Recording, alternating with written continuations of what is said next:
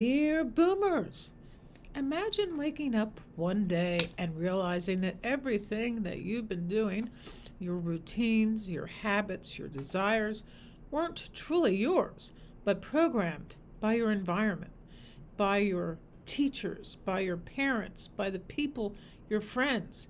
And that you have to think, would you continue or would you break free? Paramahansa Yogananda said that millions of people never analyze themselves. Mentally, they are mechanical products of the factory of their environment, preoccupied with breakfast, lunch, and dinner, working and sleeping and going here and going there to be entertained.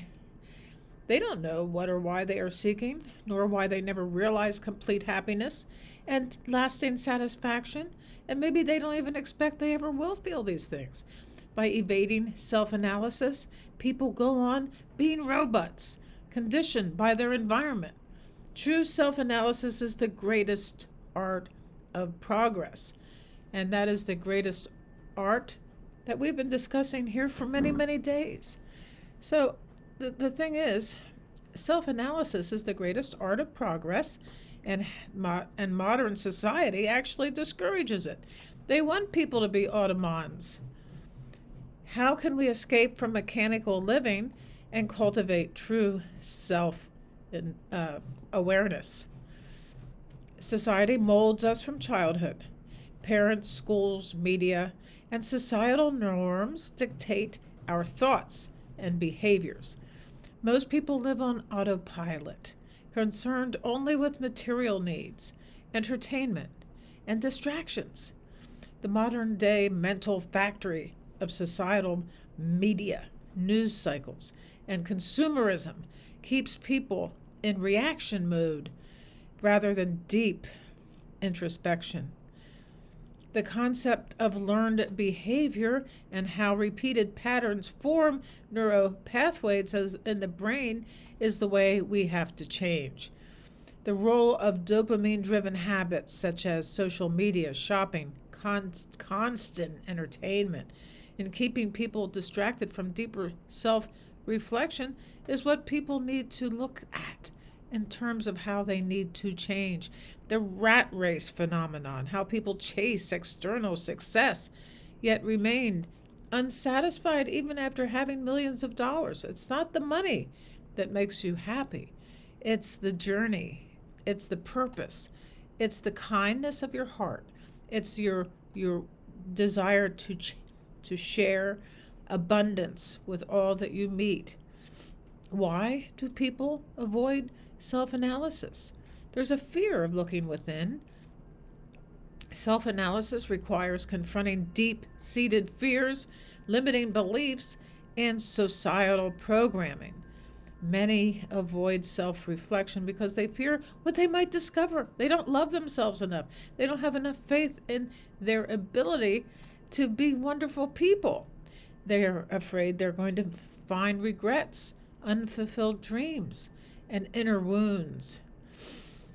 People make the mistake of confusing temporary pleasure with true happiness. Temporary pleasure, such as entertainment, food, social status, and the true happiness is inner peace, purpose, and self awareness that can be gained through meditation. You got to wake up in the morning and set up your day. How do you want to be? How do you want to feel? How do you want to think? This is the way you start the day so that you can become the image, the dream, the thing, the person that you want to be. So this is the paradox, the more we seek external validation, the more disconnected we become from our true self. So here are the steps to breaking free, and it's a process. You have to have a daily reflection practice, and maybe it's several times a day. You journal, you meditate, you seek out solitude and stillness to analyze your thoughts and emotions. And as Eckhart Tolle says, the best thing to do is not to think at all. So the more you do this, the thoughts, the repetitive 60,000 thoughts a day, they go away, they dissipate.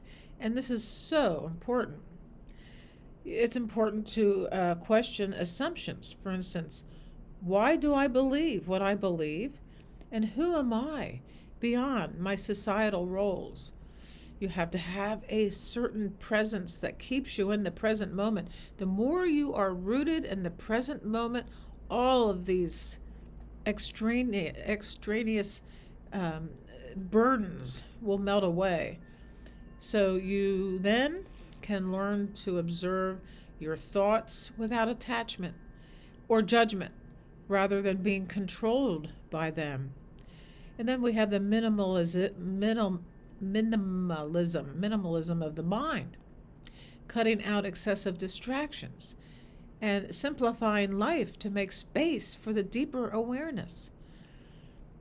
Yogananda was huge on meditation, and he created a type of meditation called Kriya Yoga.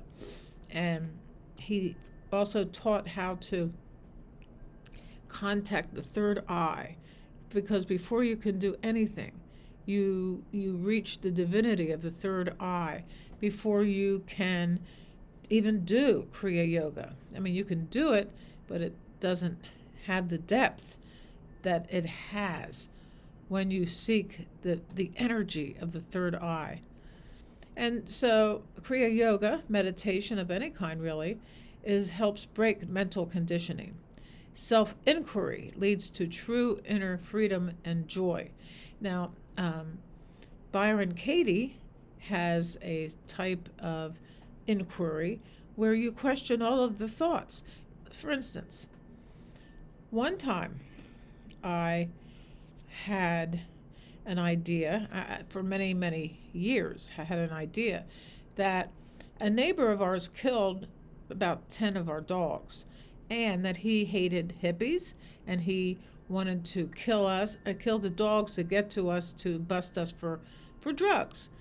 And so I was fortunate enough to get into one of those Byron Katie groups, because that was pure luck. And actually, it was a gift from the universe. So I worked with somebody on this, and every time I would have this assumption that the dogs were killed by a neighbor. The question is this true? How do you feel when you think that these thoughts, that these neighbors killed your dogs? And how does it make you feel? And then how would you rather feel when you think of that there's these people who would actually kill your dogs? And so what happens is you're down in the base kind of emotions of resentment and attack and feelings of lashing out. You raise those vibrations to how would you really feel. So I did this work. I went to my own job at the time, and when I came home, the place where I was sitting by the river had been struck by lightning. So I got that was the most beautiful thing. It was like, my thoughts always have to be questioned, especially when they bring me deep feelings of distrust. And now, of course, there are times when we have red flags that raise within us towards certain situations, and we must pay attention to them. But self-inquiry, as I just explained, does lead to inner freedom, and it leads to an epiphany. I have never had an experience like that quite in the same way. So, studies on neuroplasticity show that deep self-reflection can rewire the brain for greater awareness and happiness. And meditation and solitude is a way to get to mental clarity and emotional well-being. So we need to become conscious creators of our own life. Meditation can help. In order to learn Kriya Yoga, you go through Self-Realization Fellowship, which had just been spared from those fires in Los Angeles, just miraculously. They send out these lessons where they build up until you come to the teachings of the Kriya Yoga. And I haven't done Kriya Yoga for a while, but I'm beginning to think I should do it, get back in touch with it. So we want to live with purpose. We don't want to live from the old, tired belief systems that we do not question. So we shift from being a mechanical product of society to becoming conscious creator of our own destiny. And we have to understand that happiness is really an inner state. You're not going to get happy by buying the consumerism of American society.